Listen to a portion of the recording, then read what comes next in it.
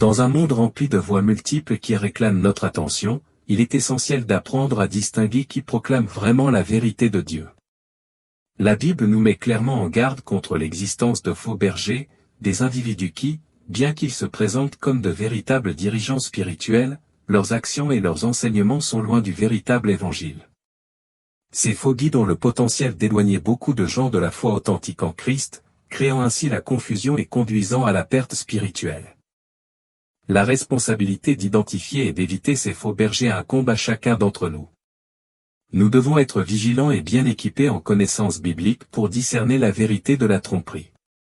Chers auditeurs, dans l'étude d'aujourd'hui, nous parlerons de cet moyen efficace pour reconnaître un faux pasteur et protéger notre foi, en nous assurant de rester fermes dans la vérité révélée par Dieu dans les Écritures. Avant de continuer, veuillez cliquer sur le bouton « J'aime » de cette vidéo, vous abonner à la chaîne et activer la cloche de notification pour que YouTube vous avertisse chaque fois que nous mettons en ligne une nouvelle vidéo. Commençons. Nous vivons dans un monde rempli de confusion et de désinformation, surtout en ce qui concerne les dirigeants spirituels. Les pasteurs, qui sont censés être des guides et des exemples de foi, se retrouvent souvent au centre de controverses et de critiques. Certains mènent une vie opulente et affichent des comportements qui ne correspondent pas toujours aux enseignements bibliques. Il est important de comprendre que même si de nombreux pasteurs sont sincères et fidèles à Dieu, il existe aussi des dirigeants corrompus et aux motivations erronées. Ces faux bergers peuvent présenter une apparence extérieure de piété et de dévotion, mais leurs actions et leurs enseignements révèlent une réalité bien différente. En ces temps difficiles, plus que jamais, nous devons discerner à la lumière de la Bible pour identifier les faux bergers et protéger notre foi. L'Écriture nous donne des outils et des principes clairs pour évaluer l'authenticité des dirigeants spirituels. Ce discernement est crucial pour éviter d'être égaré par ceux qui cherchent à égarer les croyants avec des enseignements erronés et des pratiques douteuses. L'appel à faire ce discernement est une responsabilité pour chaque croyant. Nous ne pouvons pas nous permettre d'être complaisants ou de faire aveuglément confiance à quiconque se présente comme un leader spirituel. Nous devons examiner attentivement les enseignements et la conduite des pasteurs à la lumière des Écritures et du témoignage de la vie chrétienne authentique. Ci-dessous, nous allons explorer en détail les 7 moyens clés pour identifier un faux pasteur. Ces lignes directrices vous aideront non seulement à reconnaître ceux qui peuvent vous égarer de votre foi, mais elles vous équiperont également pour rechercher et suivre des dirigeants qui reflètent vraiment le caractère de Christ. Premièrement, ils enseignent des doctrines contraires à la Bible.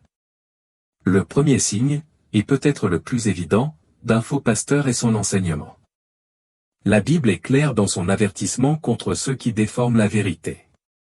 Lisons dans 2 Timothée 4, 3-4, « Car il viendra un temps où les hommes ne supporteront pas la saine doctrine, mais, ayant la démangeaison d'entendre des choses agréables, ils se donneront une foule de docteurs selon leurs propres désirs, se détourneront de la vérité et se tourneront vers les fables. » Ces faux bergers déforment souvent les Écritures pour servir leurs propres intérêts, citant des versets hors de leur contexte ou manipulant des passages de la Bible pour étayer leurs enseignements. Leurs messages ne correspondent pas à la vérité de la parole de Dieu et, dans de nombreux cas, introduisent des doctrines qui n'ont aucun fondement biblique. Un exemple courant est la prédication motivationnelle qui concentre son message sur l'ego humain, promouvant un état d'esprit centré sur l'individu et ses désirs personnels au lieu d'exalter la centralité du Christ et la vérité de l'Évangile. Cette tendance est particulièrement perceptible chez certains pasteurs célèbres dont les sermons tournent autour de l'amélioration de soi et de la réussite personnelle, laissant de côté l'appel à la sainteté, à la repentance et à la séparation du péché et du monde. Au lieu d'inciter leurs disciples à vivre selon les commandements de Dieu, ces dirigeants prêchent un message superficiel et complaisant qui ne confronte pas le péché ni ne promeut une vie de dévotion et d'obéissance à Christ. Par conséquent, il est crucial d'avoir une solide connaissance de la Bible. Il ne suffit pas de faire aveuglément confiance à ce qui est dit en chair. Nous devons être comme les Béréens, qui examinaient quotidiennement les Écritures pour voir si les choses étaient ainsi, et nous dirons aussi qu'ils devraient vérifier si ce que nous enseignons est basé ou non sur les enseignements de la parole de Dieu. Numéro 2, ils recherchent le pouvoir et la gloire. Un vrai berger reflète le caractère du Christ, qui n'est pas venu pour être servi mais pour servir et donner sa vie en rançon pour beaucoup. Cependant, Un faux pasteur s'intéresse davantage à son propre prestige et à son pouvoir qu'au bien-être spirituel de sa congrégation. Jésus nous a enseigné dans Matthieu 20h26, « Mais il n'en sera pas ainsi parmi vous. Mais quiconque veut devenir grand parmi vous, qu'il soit votre serviteur. » La poursuite du pouvoir et de la célébrité contredit profondément l'esprit d'humilité qui devrait être l'essence d'un véritable serviteur de Dieu. Un véritable pasteur n'a pas peur de reconnaître ses fautes, de demander pardon et de diriger avec un cœur humble, conscient de sa dépendance à la grâce de Dieu. Ce type de leader comprend que son but est de servir, non d'être servi, et que son autorité vient de son obéissance et de sa soumission à la volonté de Dieu. En revanche, les faux pasteurs cherchent souvent à s'entourer de personnes qui les flatteront et excluront toute critique ou dissidence. Ce comportement reflète un cœur plus intéressé par l'exaltation de soi que par le service désintéressé. Ce sont des leaders vantards et hautains dont la recherche de la célébrité les transforme en figures inaccessibles, presque comme des artistes de cinéma ou de musique, et leur traitement des autres devient distant et égocentrique. Ces leaders créent une atmosphère où les erreurs sont minimisées et les succès personnels glorifiés, ce qui les éloigne de plus en plus du véritable esprit pastoral. Un bon leader spirituel, d'autre part, valorise la correction et le feedback, comprenant que ce sont des outils essentiels pour la croissance et la sainteté. Il sait que sa plus grande responsabilité est d'honorer Dieu dans toutes ses actions et décisions, se souciant plus de la gloire de Dieu que de sa propre réputation. Ce type de leader s'engage à refléter le caractère du Christ dans sa vie et son ministère, recherchant toujours le bien-être spirituel de ceux qu'il dirige. Numéro 3, il manipule et contrôle les fidèles. Le contrôle et la manipulation sont des outils courants entre les mains d'un faux pasteur. Ils utilisent la peur, la culpabilité et même des promesses de bénédictions exclusives pour ceux qui suivent leurs instructions à la lettre. Ce type de comportement ne reflète pas l'amour et la liberté que nous trouvons en Christ.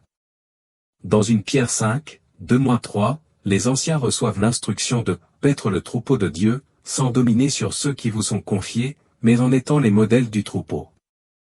Les faux pasteurs, malheureusement, se présentent souvent comme les seuls à posséder la vérité, cultivant chez leurs disciples une dépendance émotionnelle et spirituelle qui les éloigne d'une relation authentique avec Dieu. Plutôt que de guider les croyants vers une foi plus profonde et plus personnelle, ces dirigeants entretiennent l'idée qu'ils sont le seul canal par lequel les gens peuvent recevoir des bénédictions, des prières efficaces ou une direction spirituelle. Un exemple typique est lorsqu'ils prétendent que la seule façon d'être bénis est par leur prière, leur ministère ou des interventions spécifiques, minimisant ou même rejetant l'importance vitale pour chaque croyant de développer sa propre relation personnelle et directe avec Dieu. Ce type de leadership limite non seulement la croissance spirituelle des croyants, mais il crée également une dynamique de codépendance où les fidèles deviennent de plus en plus dépendants du pasteur au lieu de grandir dans leur foi, leur discernement et leur capacité à entendre la voix de Dieu par eux-mêmes. Au lieu de donner à leurs fidèles les moyens d'être des disciples matures et spirituellement autonomes, ces pasteurs les maintiennent liés à leur propre influence, perpétuant un cycle de contrôle et de dépendance qui est contraire au but du véritable soin pastoral, qui est de guider les âmes vers une relation libre et pleine avec Christ. Numéro 4, vivre dans un luxe excessif. Bien qu'il n'y ait rien de mal en soi à avoir des ressources, le style de vie d'un pasteur peut en dire long sur ses priorités. La Bible nous met en garde contre les dangers de l'amour de l'argent. Dans 1 Timothée 6h1, on nous dit, « Car l'amour de l'argent est une racine de tous les maux. » Certains l'ont convoité, mais ils se sont égarés de la foi et se sont percés de bien des tourments. Un faux pasteur peut prêcher le sacrifice et l'humilité tout en vivant dans un luxe excessif, souvent aux dépens de sa congrégation. Ce comportement contraste fortement avec l'exemple de Jésus, qui a vécu une vie de simplicité et a consacré son ministère au service des autres sans accumuler de richesses ni rechercher le confort personnel. Ce type de leadership révèle une profonde dissonance entre les enseignements proclamés et la vie menée. Alors que le pasteur accumule des biens et profite du luxe, ses fidèles peuvent avoir des difficultés financières, confrontés à des difficultés que le dirigeant semble ignorer ou même exploiter. Cette attitude reflète un manque de véritable engagement envers l'appel à être un bon intendant des ressources que Dieu a confiées à vos soins. La générosité et le partage sont des aspects fondamentaux de la vie chrétienne, comme le reflètent les enseignements de Jésus et les pratiques de l'Église primitive. Un vrai pasteur doit non seulement prêcher ses vertus, mais aussi en être un modèle vivant. Au lieu d'accumuler des richesses personnelles et de profiter d'une vie d'excès, un dirigeant chrétien devrait vivre avec humilité et solidarité, en utilisant les ressources disponibles pour le bien-être de la congrégation et pour soutenir ceux qui sont dans le besoin. Le manque de cohérence entre les enseignements du pasteur et la vie porte atteinte non seulement à l'intégrité du ministère, mais aussi à la confiance et au témoignage de l'Église dans son ensemble. Il ne porte pas de fruits spirituels. Jésus a été clair dans son enseignement, c'est à leurs fruits que vous les reconnaîtrez.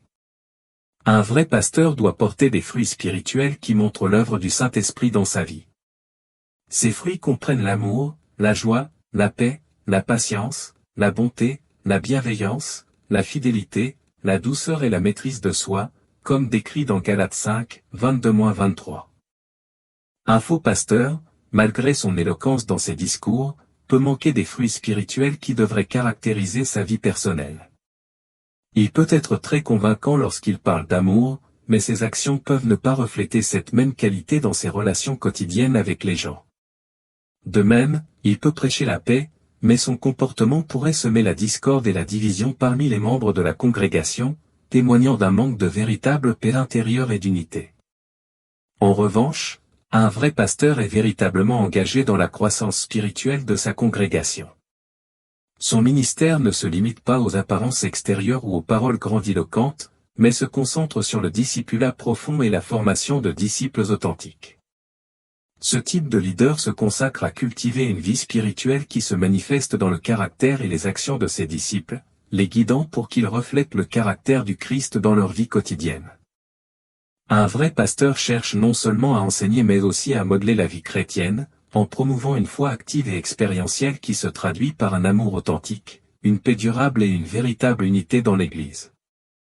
Il se concentre sur le développement de ses membres pour qu'ils grandissent dans leur relation avec Dieu, dans leur capacité à servir les autres et dans leur capacité à vivre selon les principes de l'Évangile.